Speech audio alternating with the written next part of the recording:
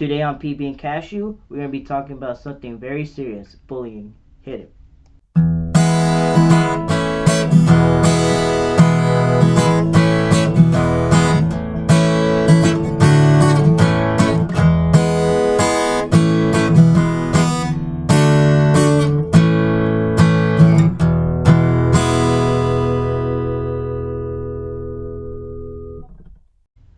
Hey everybody, I'm your boy PB, And I'm Cashew.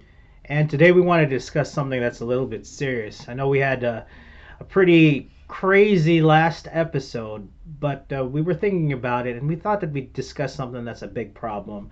I think that we've been seeing in society also. We know that like driving crazy is crazy, but I think this is something that we've all probably had to deal with in some shape or form in our lives, And that's sometimes we look past it too. that's true. We do. It's a problem that we see in our schools. It's something we see in social media. And what we've seen is that this kind of problem has some very fatal consequences. And I'm talking about bullying.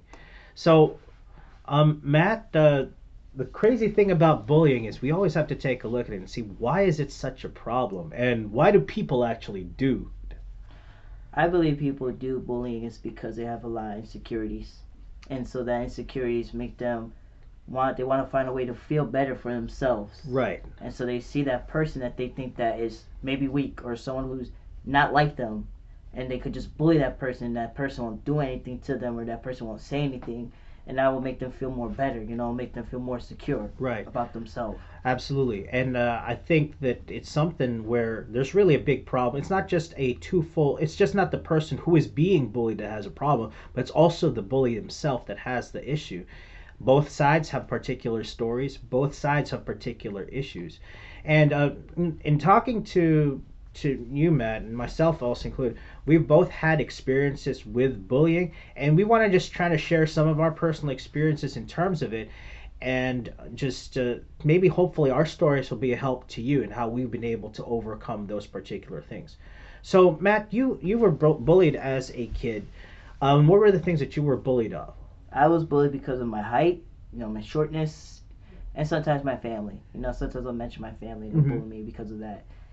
And it's not easy.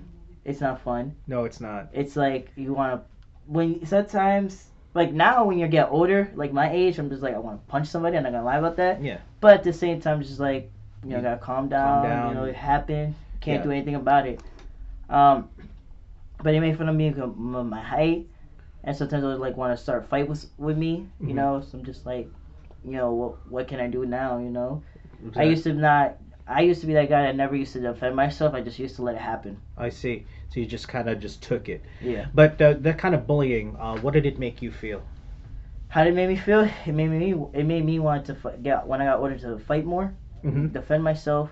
It questioned myself, Oh, yeah? It made myself think like, why am I in this world? It also made me have suicidal thoughts. I'm not gonna lie about Yeah, that. that's so true. In fact, like your scenario, I think is something that anybody that has been bullied makes them question.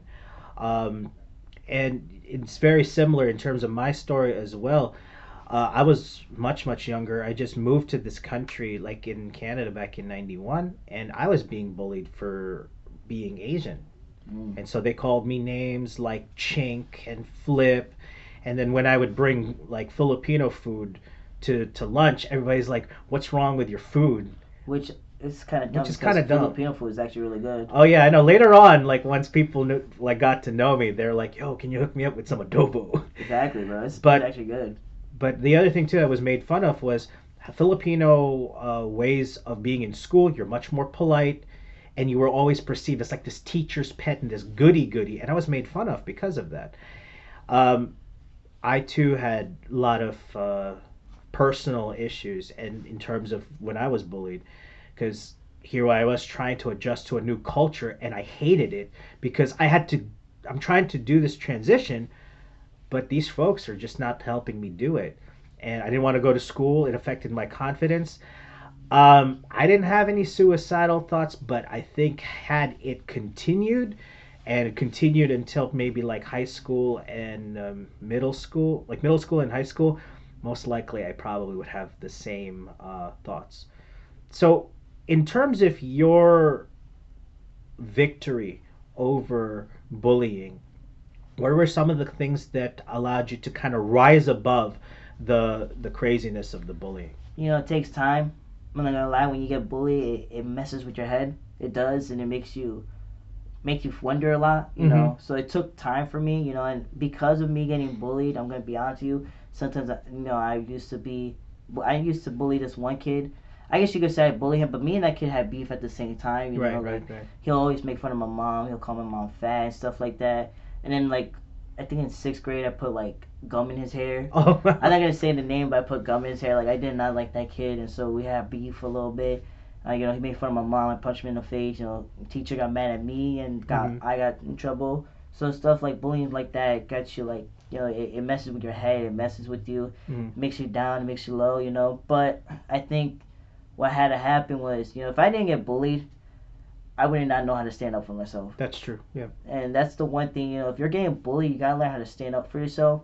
Like I said, it takes time. And I'm not saying get into a fight, but sometimes a bully, if you don't say anything, a bully's not gonna, the bully's gonna keep going at you. Mm-hmm.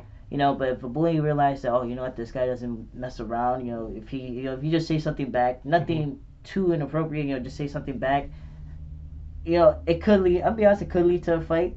But at the same time, bully's gonna realize, okay, he's not no someone to mess with. Yeah, he's someone To that's not that I can't try to impose my own inadequacies on. yes. Yeah, I had to do the same thing as well. Like I would even call my mom because when I lived in Canada, my mom lived here, and I would call her and be like, "Mom, I don't know what to do. I don't know what to do, and I don't want to go to school." And then one day, my dad dropped me off at school, and I didn't want to leave the car. He goes, "Why don't you want to leave the car?" He goes, "I don't want to be bullied. I'm going to be picked on by all these people." And so my father taught me that, you know what, you need to learn how to stand up for yourself. So, and this worked for me because unlike everybody else, I was a lot shorter. And so I had to learn how to defend myself.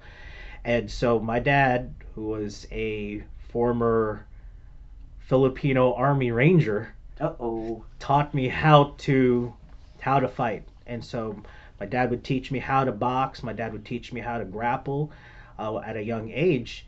But he said, do not fight unless you've stood your ground and they just keep on doing it and keep on doing it. And so one day, this kid, he just kept on coming at me. It's like, leave me alone, man. I don't want to fight you. And you made that stand. You're making that stance against him. But then when he just kept doing it, I let him have it. I let him have it. And that kid never messed with me again. In fact, he became one of my good friends afterwards. One of the things about standing up for myself, what I've seen, is that when people see that you've stood up for yourself, you gain people's respect. Yeah. You gain people's respect. You say, hey, that's somebody that's different. Like when I came here to the States, I got made fun of too, but I stood my ground and then I said, you know what? I don't appreciate that. The person who at first made fun of me, when someone started making fun of me, he actually stepped in and said, hey, Leave him alone. leave him alone. Leave him alone. That happens sometimes, and like I said, you just gotta. It's not about. Okay, first of all, if the bully starts with you and he tries to punch you, then I say, okay, it's self-defense, Mhm. but don't start it yourself. Yeah. So what I'm saying is, because this is what I'm saying, because people might think that, oh, he's saying start a fight. No, I'm saying unless the bully tries to hit you first and tries to Yeah. attack you first, then I say, okay, that's self-defense. What I'm saying is just stand your ground. Don't take anything from the bully. Tell the bully to leave you alone and just say, hey, you know what, you're not gonna put me down. You're not gonna keep bullying me. Because the bully, what happens is if you're a bully and you're seeing that this person doesn't do anything about it, you're like, okay, I got someone that I could feel good, to make me feel good. Because, like I said, most of the time when a bully bullies someone, it's because they have a lot of problems going on in their lives too. That's true. Yeah. And that's really, honestly, that's the truth. You can't deny that right there, honestly. Absolutely. Because in terms of what I've been seeing, especially from my own experiences, from the experiences of either my younger cousins when they have to deal with bullies, with some of our younger teenagers, from like experiences that you and I have shared, like even you as when I came and helped you, came to the church and everything, when you've shared some of these stories with me, we've seen that there's really three groups that are involved in terms of the bullying situation. First off, it's really the bullied person, and one of the definitely, as Matt had put to get said so eloquently, is that really you as the bullied need to stand up for yourself, being that you either verbally, and just don't keep taking it, don't keep taking it. There's a moment where you do have to stand up. You have to stand up and say, hey, you know what, I'm not supposed to be someone to be messed with. Just at least that strong projection of confidence that I'm not supposed to be someone to be messed with. That's actually one of the best ways to deter a bear from attacking you. When a bear comes to attack you, one of the things that survivalists always say is make yourself look as big as you can, so that that bear says that, hey, you know what, that's somebody that I'm not supposed to be messing with. Sadly, they may go find somebody else to mess with, which brings me to the second person that is involved in bullying, and it's the bully himself. We always like to think that the person who is being bullied is the victim, but in a lot of times, it's the bully himself has those particular problems. They probably don't have strong father figures. They probably have problems at home. They probably have socioeconomic problems, and then the only way that they can take it out on people is to be a bully. So if you are the bully, you got to think about it, like, why am I doing this? Yeah, I know that my home life sucks. My father or my mother or my family are terrible to me. But then you got to be able to seek help. You got to be able to you think about, like, why am I doing this to people? Or why am I trying to hurt all of these people? Can I say the last one? Sure. The last one is the observer, and I'm gonna be honest. If you're an observer and you encourage this and you look at this and you say, "Oh yeah, you know what? You should do that. You should do that." Shame on you. Shame on you. It really is shame on you, because first of all, you should be the person to stand up, help that person out who's getting bullied, and speak up. Mm-hmm. Let's be real. I'm gonna say it. People take it lightly, but you know what happens when people get bullied and they keep getting bullied and keep getting bullied? I've seen this multiple times. I've seen friends that got bullied and it happened. They commit suicide. Mm-hmm. They take their own life. And that's the saddest thing to say, but they take their own lives. I know people that took their own life because they were getting literally bullied. And it's just sad. It really is, because that person could have had a good life, could have had families, could have had kids, could have had anything, but they died at a young age because they felt hopeless because someone was bullying them, and the observer who was just watching was encouraging the bully to keep doing it, keep doing it, keep doing it. Mm-hmm. Didn't help, didn't speak up, and now, you know what happens when they get bullied and when that person actually killed themselves, Mm-hmm. that bully has a lot of regret. Yeah, it's something that now he has to live the rest of their life Constantly in his head. I was the one that did this. Right. I was the one that should have done it. I should have done better. Mm-hmm. And that sometimes happens with bullies. If you realize this, sometimes a bully, they'll bully you just so they can feel good, but sometimes a bully doesn't want you to take your own life. Mm-hmm. And when they realize that, they have a lot of regret. Right. The other thing too, Matt, it's not even just the bully, the person who is the victim, like the bully taking their own life, but in also certain cases could also be them that's going to go take somebody else's life. Like they've reached that point where I'm not going to stand for it no more, and then violence erupts. Yeah. Or let's say like this, the families. Their mom or dad. Yeah. There's a lot of regret. I mean, and there's a lot of negative consequences. There's a lot of hurt that you're causing, but it could all be solved by just trying to talk things out, by trying to be able to really extend a hand. And you as the observer, and you're seeing something like this, and it's important to be able to see how you can intervene. And I'm also talking about cyberbullying too, because we're not gonna let that go. Cyberbullying is it's not a good one. And actually, if you want to be honest with you, cyberbullying is more worse than regular bullying. And the reason why is because in cyberbullying, you can say whatever you want to anybody.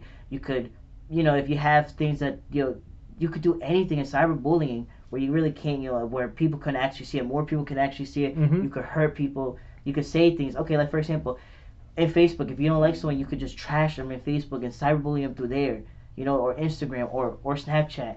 and that's not a good thing either. And I think, if I'm not mistaken, if I'm going to be honest with you, I think cyberbullying is more worse than bullying, because in cyberbullying, a lot of people die more because of cyberbullying. Yeah. And I want to say something also about cyberbullying. The cyberbullies, you are a coward. You're an absolute coward because you do not have the courage to be able to confront someone face to face. You're an absolute coward if you're picking on someone like that.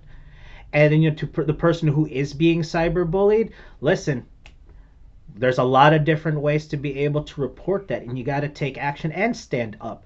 And plus, you know what? Since it's a more uh, wide range, you standing up now shows other people that you're not going to take that crap from anybody.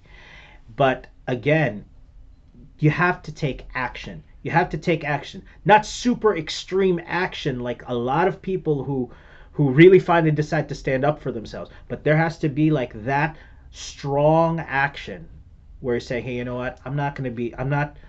Please do not bully me. You've got to be able, like, to make that particular stand. Whether it is in the school, whether it is in the workplace, even there's bullying in the workplace among adults now, which is kind of crazy. Which is kind of crazy. Because you're already an adult, like, what are you, 5? What are you, 6? You're already an adult. Like, you don't have to bully.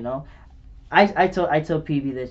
Even if I get bullied, I'm not gonna care no more because I'm already used to it. Like, it's not like I'm not used to it, but I'm already used to people making fun of my height. I got over it. Like, there's nothing, I'm already over it. But if you're an adult as well and you're like bullying people, still, it's like, come on, bro. You need help. You need help because this is something that you're supposed to set the example for. It's like, again, that the fact that if you are the bully, you need to look inside yourself and see what is wrong with you.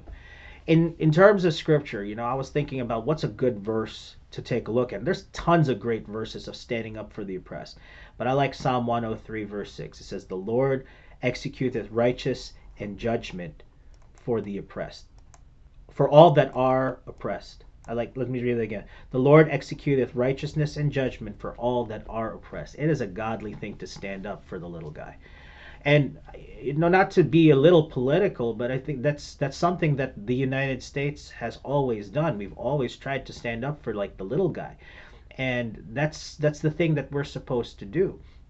And though bullying is something terrible, it's an opportunity for us to be able to do what's right, to intercede and be like, hey, you know what? We're not gonna let that happen. We're not gonna let that happen. And it's so crucial in this day and age.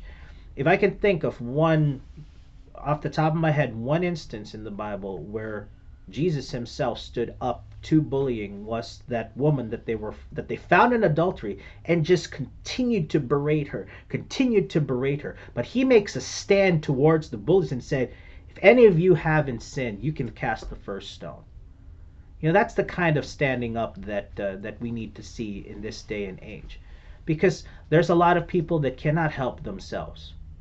And also, you as the observer, maybe you also need to make a stand and intercede to that. Say, hey man, what's wrong? What's going on? How come you're like this, man? One more thing. Can I say one more thing? And this is what I thought of too, is this. If you're a bully and then you're an observer and you're also bullying, because sometimes that happens, we have multiple bullies. Where you just jump in because that's the popular thing to do. Shame on you.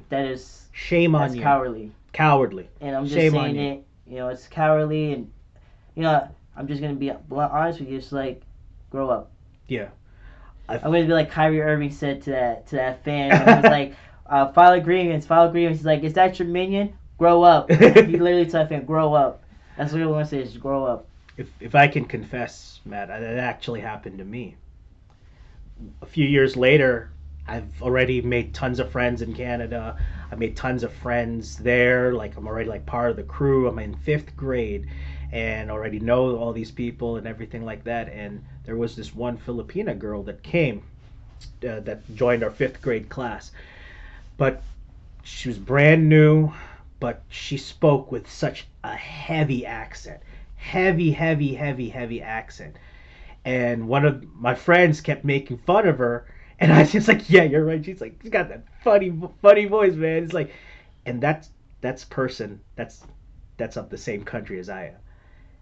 And then I was like, yeah, she's like so stupid. She's like, oh my gosh. Like, then we had a play, and she was in the play, and we kept making fun of her, how she said her lines. And then Miss Macaluso, my fifth or sixth grade teacher, pulled me aside, and she says, Fred, how can you allow that to happen to someone who is of the same nationality as you? Shame on you. And that hit me hard.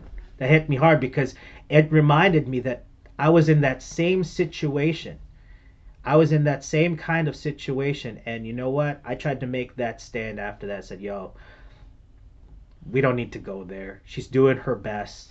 Let's stop there. And you know what? They did. They stopped. And we just let it go. We just let it go. And you know what? That never happened to her again. And she ended up making friends with everybody as well. So again, it just takes that Miss Macaluso, my teacher. She really stepped in and said, "Hey, you need to stop that. We need more people to do that, just like Jesus did, just like Miss Macaluso did. That hey, you need to stop that. We need to be better." Because again, if the bullying continues and we're not taking the step to make the changes that need to happen, it's just going to keep on continuing. It's going to keep on continuing until tragedy hits and it's too late to do anything. Yep. So, in terms of that, we hope that this will help you. And if you do have like any concerns or any stories you'd like to share, please leave them in the comments if you're willing to share it, because your story might be the same story that's going to help somebody else. Because we've got stories, but you've probably got something that can help somebody else. So leave it in the comment if you feel you could, and share your thoughts with us. Because again, it could be the path to healing that can help not only the person that's being bullied, but also who is being the bullied. Any final thoughts, Matt? Please don't cyberbully us. Yeah, please don't cyberbully us. We're very fragile. Nah. No, but all seriously. seriousness, my final thought is this. You know, if you're getting bullied, you know, like I said, just stand your ground, stand up, and speak up. If you're the bullied, just please realize that it has a lot of consequences if you're bullying someone, that it could lead to serious stuff. And if you're the observer, please stand up and speak up. And if you have to, tell somebody. Tell someone else that will help stand up and speak up. If you're in school and you see someone getting bullied, then go to the teacher. Go to the principal. Go to someone so it can stop. We need to stop the bullying. We need to stop it. It's just getting, we look past it, but in reality, it's a scary thing. And a serious problem. And you, like I said, you see people killing themselves because they're getting bullied. And others. We don't need to see that, we don't need to see that. Or hear that either. Exactly. And it's something that we are taking a stand against today. So from all of us here at PB and Cashew, we just want to let you all know every single week, we don't know you, but we love you, and there's a God above that does. I'm PB. And I'm Cashew. Peace out, PB Cashewville.